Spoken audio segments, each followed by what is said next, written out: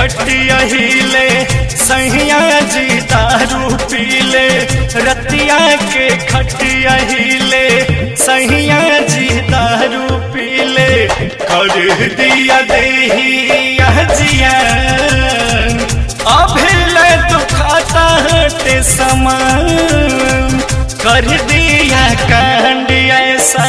चढ़ गया सांड जैसा मुश्किल में पड़ल बहपरान अभिले दुखाता है मोर समान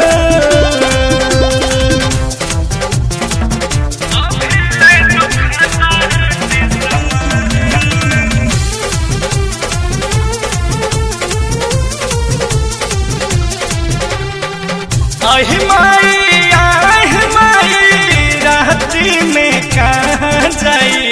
कटली हल गाल हो केकरा से हम देखाई कमर में दर्द बाटे केहू से न बहपाई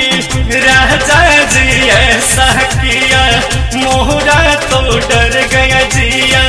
धड़के पिया किया है बिहान अभिले दुखाता है समान अभिले दुखाता है समान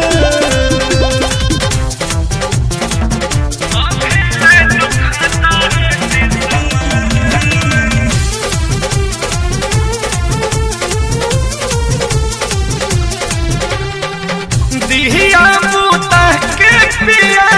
हमरा के उल्टा किया लहका के दाम पूरा अंदर तक घुसा दिया दहिया रे आही दैया पड़ गई उनका पैया गौतम ने अंदर किया कुनलवा बाहर किया फिर कहा